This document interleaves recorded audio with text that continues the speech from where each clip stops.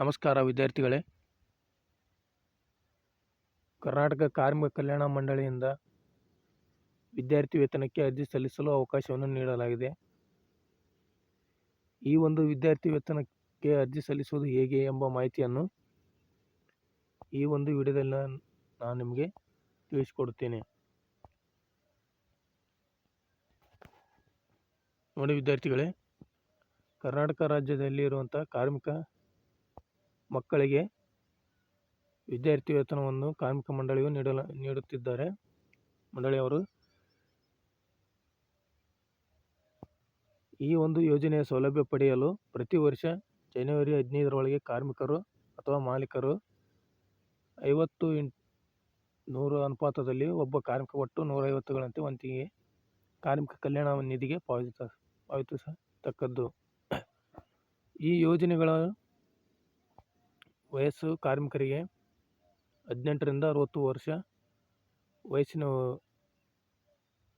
ವಯಸ್ಸಿನವರಿಗೆ ಕಾರ್ಮಿಕರಿಗೆ ಮಕ್ಕಳಿಗೆ ಈ ಒಂದು ವಿದ್ಯಾರ್ಥಿ ವೇತನ ಅನ್ವಯವಾಗುತ್ತದೆ.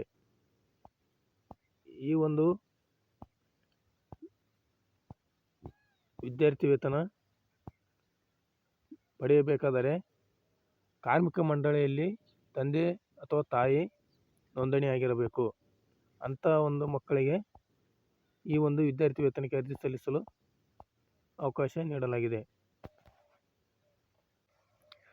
ನೋಡಿ ವಿದ್ಯಾರ್ಥಿಗಳೇ, ಮೊದಲಿಗೆ ನೀವು ಗೂಗಲಲ್ಲಿ ಹೋಗಿ KLWBAPPS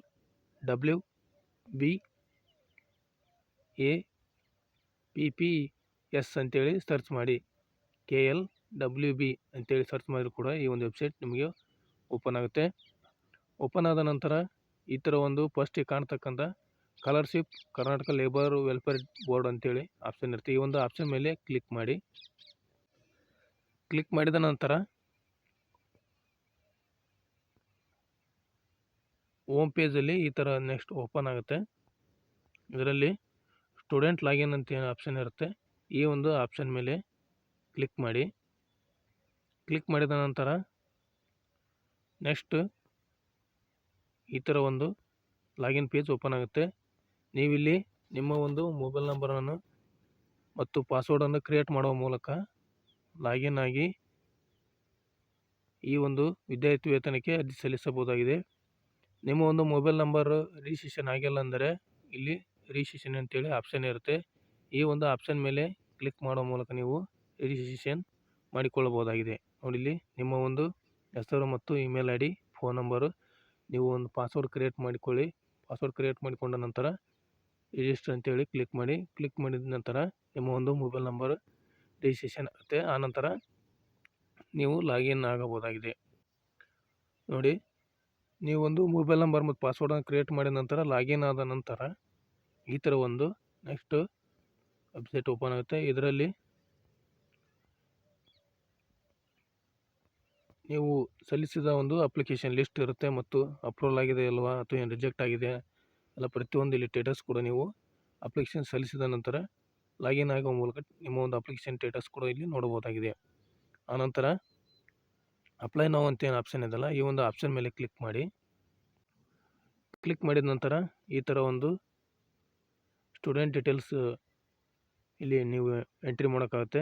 ವಿದ್ಯಾರ್ಥಿ ವಿವರ ಅಂತೇಳಿ ನೀವು ಸರಿಯಾದ ರೀತಿಯಲ್ಲಿ ನಿಮ್ಮ ಒಂದು ವಿವರಗಳನ್ನು ಎಂಟ್ರಿ ಮಾಡಿ. ಎಂಟ್ರಿ ಮಾಡಿದ ನಂತರ ಮತ್ತು ನೀವು ಯಾವ ಒಂದು ಸ್ಕೂಲಲ್ಲಿ ಸ್ಟಡಿ ಮಾಡ್ತಾಯಿದ್ದೀರಾ ಅದರ ಒಂದು ಡೀಟೇಲ್ಸ್ ಕೂಡ ನೀವು ಇಲ್ಲಿ ಎಂಟ್ರಿ ಮಾಡಿ. ಎಂಟ್ರಿ ಮಾಡಿದ ನಂತರ ನಿಮ್ಮ ಒಂದು ಜಾತಿಯ ವಿವರವನ್ನು ಇಲ್ಲಿ ಎಂಟ್ರಿ ಮಾಡಿ. ಆನಂತರ ಇಂದಿನ ಸಾಲಿನ ತೇರ್ಗಡೆಯಾದ ತರಗತಿ ಮತ್ತು ಪರೀಕ್ಷೆಯಲ್ಲಿ ಪಡೆದಿರುವ ಅಂಕಗಳು ಅಂದರೆ ನಿಮ್ಮ ಒಂದು ಮಾರ್ಕ್ಸನ್ನು ಎಂಟ್ರಿ ಮಾಡಿ. ಆನಂತರ ಒಂದು ಮಾರ್ಕ್ಸ್ ಕಾರ್ಡನ್ನು ಇಲ್ಲಿ ಅಪ್ಲೋಡ್ ಮಾಡೋಕ್ಕಾಗುತ್ತೆ. ಸೆಲೆಕ್ಟ್ ಫೈಲ್ ಅಂತೇಳಿ ಕ್ಲಿಕ್ ಮಾಡಿ. ಆನಂತರ ನಿಮ್ಮ ಒಂದು ಆಧಾರ್ ಕಾರ್ಡ್ ಸಂಖ್ಯೆಯನ್ನು ಎಂಟ್ರಿ ಮಾಡಿ, ಅದನ್ನು ಕೂಡ ನೀವು ಇಲ್ಲಿ ಅಪ್ಲೋಡ್ ಮಾಡಿ ಮತ್ತು ನಿಮ್ಮ ಒಂದು ತಂದೆಯ ಆಧಾರ್ ಕಾರ್ಡನ್ನು ಇಲ್ಲಿ ಅಪ್ಲೋಡ್ ಮಾಡೋಕ್ಕಾಗುತ್ತೆ ಅಥವಾ ತಾಯಿ ಯಾರ್ದಾದ್ರೂ ಒಬ್ಬರು ಇಲ್ಲಿ ನೀವು ಡೀಟೇಲ್ಸನ್ನು ಎಂಟ್ರಿ ಮಾಡೋಕ್ಕಾಗುತ್ತೆ. ಆನಂತರ ನಿಮ್ಮ ಒಂದು ಬ್ಯಾಂಕ್ ಖಾತೆ ವಿವರಗಳನ್ನು ಇಲ್ಲಿ ಸರಿಯಾದ ರೀತಿಯಲ್ಲಿ ಎಂಟ್ರಿ ಮಾಡಿ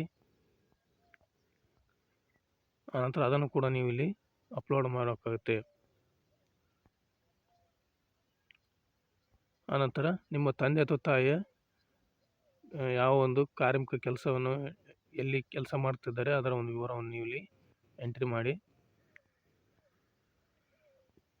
ಅದು ಕೂಡ ನಿಮ್ಮ ಒಂದು ಪೇರೆಂಟ್ನ ಎಂಪ್ಲಾಯ್ ಸರ್ಟಿಫಿಕೇಷನ್ ಅಥವಾ ಸ್ಯಾಲ್ರಿ ಸ್ಲಿಪ್ ಏನಾರು ಇದ್ದರೆ ಕೊನೆಯ ತಿಂಗಳದ್ದು ಅದನ್ನು ಕೂಡ ನೀವು ಇಲ್ಲಿ ಅಪ್ಲೋಡ್ ಮಾಡೋಕ್ಕಾಗುತ್ತೆ. ಅಪ್ಲೋಡ್ ಮಾಡಿದ ನಂತರ ಸಬ್ಮಿಟ್ ಅಂತೇಳಿ ಕ್ಲಿಕ್ ಮಾಡಿ. ನೋಡಿ ಈ ಥರ ಈ ಒಂದು ಕಾರ್ಮಿಕ ಕಲ್ಯಾಣ ಮಂಡಳಿಯಿಂದ ವಿದ್ಯಾರ್ಥಿ ವೇತನಕ್ಕೆ ಅರ್ಜಿ ಸಲ್ಲಿಸುವ ವಿವರ ಇದಾಗಿದೆ.